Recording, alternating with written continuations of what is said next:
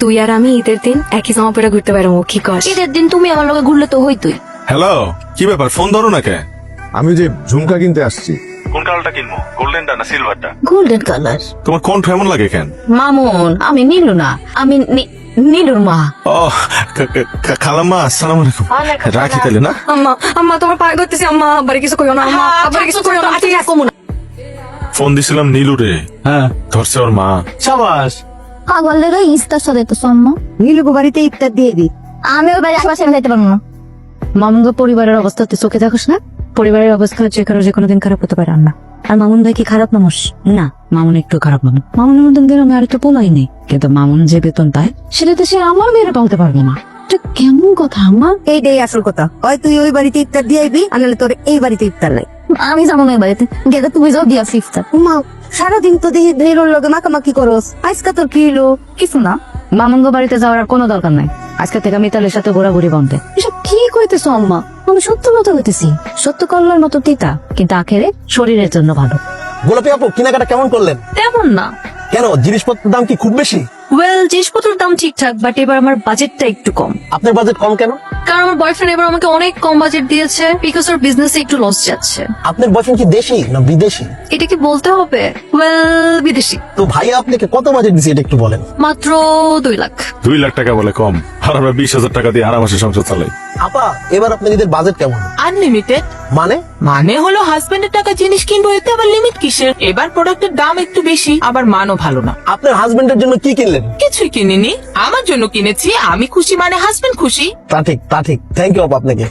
আমাকে দিকে যাইতেছে। ভাই ভাই ভাই, এবার ঈদে কি কিনলেন? তেমন কিছু না। ঠিক আছে ভাই, যাই। ভাই ভাই, দুইটা কথা বলে যান, লাইভ চলতেছে। দর্শকের উদ্দেশ্যে কিছু বলেন। আমার তেমন কিছু বলার নাই। অন্তত পক্ষে বাজেট সম্বন্ধে কিছু বলেন। দাম কত জিনিসপত্রের? কিছু মানুষের কাছে জিনিসপত্রের দাম পানির মতো, কিছু মানুষের কাছে আবার অনেক পাহাড় সমান। জি। আপনার বাজেট কত?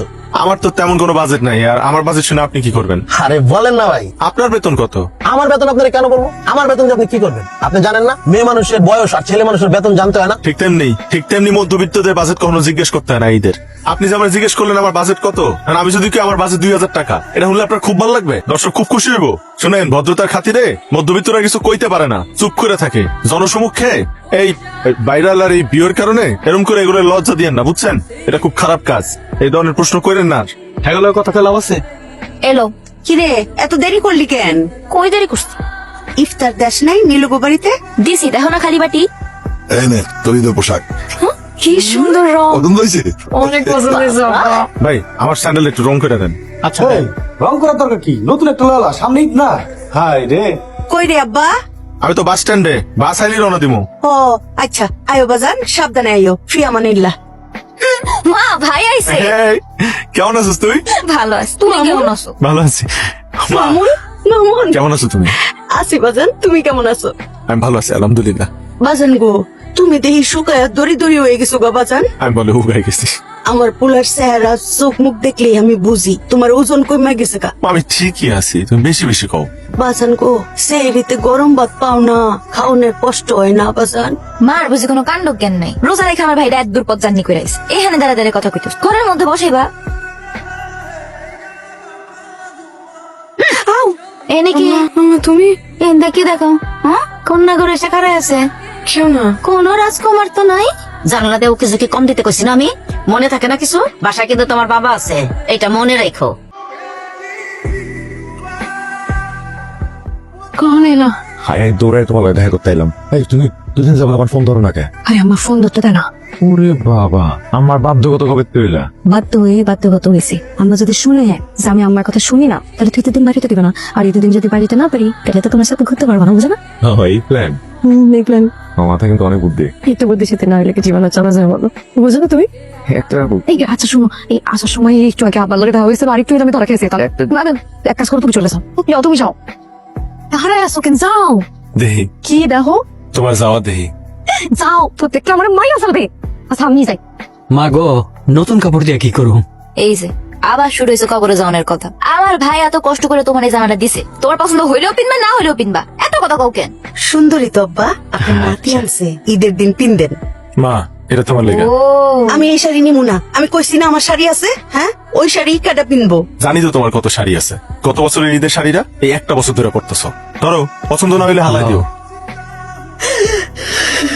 আমার ছোট্ট মামুন সারাটা বছর কত কষ্ট করে টাকা বাঁচায় সবাই লিগা ঈদের পোশাক কিনে ইফতারির সময় কাছে 1 গ্লাস পানি আর 4টা মুড়ি টাকা বাঁচাস সারাটা রাত না খেয়ে থাকো সেই সময় খাস কয়টা বাসি ভাত টাকা বাঁচা আমগুলিকা জিনিস কিনোনের লিগা এই সংসারের লিগা মামুন রে বাজার সারাটা জীবন খালি কষ্টই করে যাবি ছোট্ট কাল থেকে কষ্ট করতেছস। তোমার পোলার এবার একটা বিয়ে দিয়ে দাও।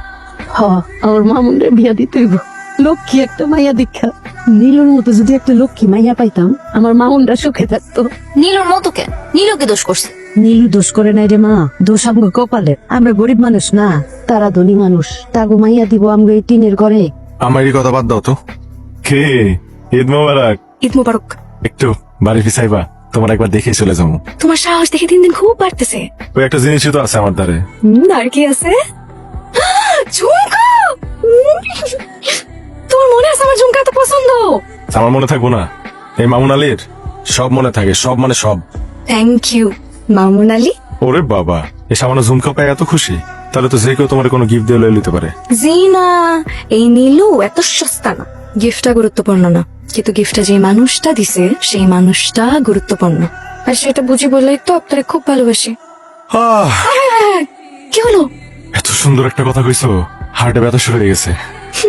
হার্টটা ডান পাশে না বাম পাশে থাকে। আমার হার্ট পুরোটা জুড়াই, অনেক বড় হার্ট আমার। ওরে বাবা, তো কে কে আছে আপনার এই হার্টে? আমার এই হার্টে শুধুমাত্র একজন মানুষই আছে। কে এসে? আমার নীলু। কোথায় কেউ আপনার সাথে পারবো না। কেউ দেখে নাই তো তুমি আছো যে? হাতটা দাও। হ্যাঁ, হাতটা দাও। কেন? দাও তো, এটা রাখো। কিসের টাকা? আহা, রাখো তো, কাজে লাগবে। মিতালির এতে সালামি দিতে হবে না? আর আমার কাছে টাকা আছে তো। জানি আছে। দেখো মামুন, তুমি এদের বোনাস পাও নাই, এই টাকাটা রাখো, কাজে লাগবে। আল্লাহ আমাকে মধ্যবিত্ত বানাইছে, এতে কোনো আফসোস নাই, কিন্তু কষ্টটা লাগে তখন যখন ঈদ আসে। ঈদে তোমার লিগে কি গিফট আনবো?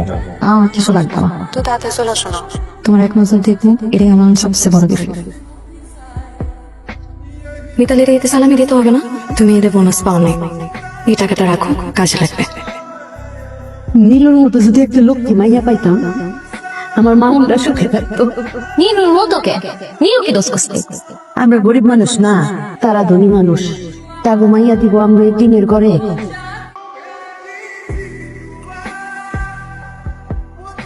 ঈদ মোবারক দাদা যান। ঈদ মোবারক। ঈদ মুবারক। ঈদ মোবারক। ওরে বাবা, সুন্দর লাগতেছে। তাড়াতাড়ি ল, হ্যাঁ। এই জামাত শুরু হয়ে যাবে তো। হ্যাঁ, হ্যাঁ, চলো। মামুন, এই যে এইটা নাও বাবা, এইটা পিন্দা জামাতে যাও। লাল পাঞ্জাবি।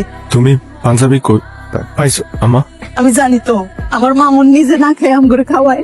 আমার মামুন নিজের লিগে ঈদে কিছুই কিনে না, আমগো সবার লিগে পোশাক কিনে, নিজে পুরান পাঞ্জাবি পরে জামাতে যায়। এই জন্য এটা তোমার দাদার এটা কিনেছিলাম বাজার। তুমি টাকা কই পাইছো? টাকা আমি না, ওই যে তোমার বই মাটির ব্যাংকে জমাইছিল। আরে আমি একা দেই নাই, দাদাও দিছে। এটা তো আর টাকা না, আমি গাছের সুপারি বেচছি, আর তোর মায়ও দিছে।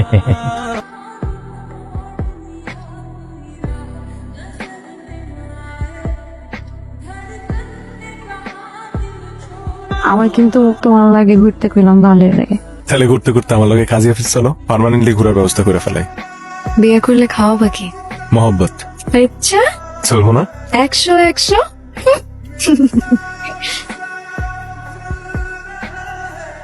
মামুন, তোমার সাথে নীলুর একটা মিলামেশা আছে, এটা আমি নীলুর মার কাছ থেকে শুনছি। তুমি খুব ভালো ছেলে, আমিও তোমার খুব পছন্দ করি। এক সময় তোমার বাবা আমার বাড়িতে কামলার কাজ করতো। তোমরা গরিব, এটা আল্লাহ দিছে, এটা তো তোমাদের কোনো দোষ না। একজন বাবা হিসেবে আমি একটা কামলার ছেলের সাথে তো মাইয়ার বিয়ে দিতে পারি না। আচ্ছা, আমার জায়গায় থাকলে তুমি কি করতা কত? দেখো মামুন, তুমি ভালো ছেলে, আমরা সবাই তোমারে খুব পছন্দ করি। গ্রামের মধ্যে তোমার মতো একটা ছেলে হয় না। কিন্তু বাবা, একটা জিনিস চিন্তা করো, আমার তো একটা মেয়ে না, তারও তো আমি রাজকন্যার মতো করে মানুষ করছি। তুমি শহরে যে চাকরি করে যে বেতন পাও, ওটাতে নাকি তুমি চলতে পারো না। তোমার মার মুখ থেকেই আমি শুনছি 2 দিন পর তো তোমার বোনেরও বিয়ে দিতে হবে, হবে না? সেই খরচটা তোমারই টানতে হবে নাকি? এত কিছু, মানে এত দায়িত্ব নিয়ে তুমি তো জীবন চালাইতে পারবা না বাবা। আর তুমি আমার মেয়েটারও সুখে শান্তিতে রাখতে পারবা না। কিরে মা, মন খারাপ করে বসে আছিস কেন? নিলো খেয়েছে? আম্মা, তুমি আর আপা মিলে আজকে এটা কি করলা? কি করলাম? বাস্তব অনেক কঠিন, তিতা, করলার মতো, কিন্তু আখেরে শরীরের জন্য ভালো। একটা জিনিস বুঝিস না কেন? টাকা ছাড়া কোনো উপায় নাই। জীবনের সবকিছু প্রয়োজন হলো টাকা, সবচেয়ে বড় প্রয়োজন। তাহলে তোমরা যে বলো মানুষ বাঁচে ভালোবাসে টাকায় না, তাহলে কি মিথ্যা বলো? বোকা আমার, বড় হয়েছিস ঠিকই, বোধটা জন্মায় নাই, ভোগ তো হয় নাই। আচ্ছা একটা কথা কত, এই যে গাছের থেকে আম পেড়ে খাস, আমের উপর কোষাটা সহ কি খাস? খাস কোনটা? ভিতরের অংশটা। আমের ভিতরটা হইলো জীবনের চাওয়া আর পাওয়া, আর খোসা হইলো ভালোবাসা। চাওয়া পাওয়া যদি পূর্ণ না হয়, খোসার কোনো দাম নাই। তখনই পূর্ণ হয় যখন অর্থ থাকে, টাকা থাকে। একটা জিনিস বুঝোস না কেন? টাকা না থাকলে সুখ শান্তি কোনো কিছুই জীবনে হবে না। অভাবে ভালোবাসা থাকে না মা, খোসার মতনই হয়। মনে হইতেছে আমি কোনো ফুল সিরাজে দাঁড়িয়ে আছে, একদিকে তুমি আরেকদিকে আমার পরিবার। কইরে মামুন, তুই আর হইছস? এটার মধ্যে কয়টা নাড়ু আর সিরা দিয়ে দিছি, পাশের মধ্যে খিদা লাগলে খাইবা। আমগো কথা চিন্তা করে তুমি না খায় থাকবা না কোনোদিন। তুমি না খায় থাকলে আমি টের পেয়ে যাই তোমার আব্বা নাই, আমি মা তো আছি। তোমার প্রতি আমগো কর্তব্য নাই? নিজের ভবিষ্যৎ করো, সারাক্ষণ আমগো কথা চিন্তা করো না।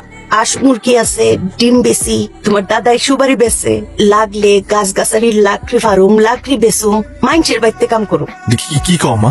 আমি বাইসা থাকতে তুমি মানুষের বাড়িতে কাম করবা? এটা কি ধরনের কথা? মাগো, এই যাত্রার সময় এইসব কইয়া ওর মনটা নরম করে দিও না। মামুন রে, মায়ের কথা মনে পড়লে ফোন দিও বাজার, অফিসের কামের মধ্যে ফোন দিও না, ডিস্টার্ব হইব। আসে মা। যাও।